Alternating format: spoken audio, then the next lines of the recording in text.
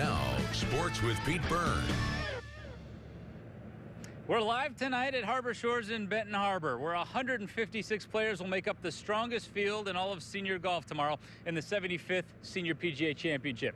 The cream usually rises to the crop when you're talking about major championship golf. Here's a handful of players who figure to contend for the trophy come Sunday afternoon.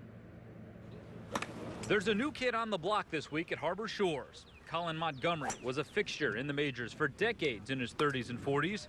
Now a rookie on the Champions Tour, the Hall of Famer will be among the favorites this week. Obviously wasn't old enough to play here last year in this tournament. So yes, they certainly have a feel to them, a major feel to them, and I'm as excited about playing in these events as I was when I was competing in your American majors or also the Open Championship. The key to Harbor Shores is in the approach. Greens and regulation will likely be the most important statistic this week. Just ask the guy who won here in 2012, Roger Chapman. You've got to position your second shots on the greens. If you hit the green, it doesn't necessarily make it an easy putt. So positioning your iron shots onto the greens is the key, I think, this week. With that in mind, the statistics say that Bernard Langer will once again be a prominent name on this leaderboard. Currently #1 on the tour in greens and regulation and #1 on the money list. And by the way, he finished 4th here in 2012. What I remember is obviously the golf course. You know, it's one of the best tee to green, and then it's extremely tough on the greens. You're playing really well this season. How much confidence do you bring into this week? Yeah, I've been playing very nicely, and had a good tip from my coach a couple of days ago, so I'm looking forward to it. Another player to watch is John Cook.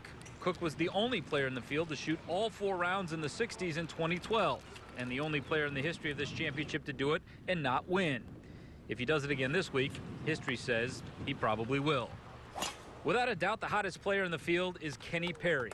He won last week and will be shooting for an unprecedented 4th consecutive major championship here this weekend. It's the tournament I covet the most. And by the way, he owns the course record, a 62, which he shot in the final round 2 years ago. I don't think it's going to take a lot to win here this week. I really don't. I don't think the scores are going to be that low. I mean, I shot 7 under last week, and that wins at Shoal Creek, and we had ball in hand. We played it up all week. So I just don't see it going very low. I mean, but I never underestimate these guys. Some weeks when I don't think it's going to go low, somebody goes bananas out there and shoots course record. So I'm just going to have to kind of pay attention to how the leaderboard's going out there. And if they're running low, then I'm going to have to step up my game and try to make birdies. And let me throw one more name into that list of great players. Jay Haas, a 2-time winner of this event, the Senior PGA, really checks all the boxes. #1 on the tour this year in putting, 5th in greens and regulation. And in 8 tournaments this year, he's finished in the top 5 7 times. So if you want to talk about a consistent player, Jay Haas is the guy to look for this week. I feel like a broken record by saying this, but Jeff Samardzij's streak continues today. He had a 2-0 lead in the 9th inning, but the bullpen squandered that lead against the Yankees. So once again, Jeff Samardzij pitched brilliantly today, but he's going to walk away without a win. So as we go back to you, Rick and Jennifer, I'm so glad this tournament appears on this weekend because I am just sick and tired of watching the Cubs struggle, particularly when Samardzij pitches. I need a break from the Cubs. Gives you something else. And Pete, you know, you see golf on TV every weekend, but to see it in person and really appreciate how good those guys are, people should get up to the Harbor Shores up there because those guys are really, really good. And to have the weather so nice is great.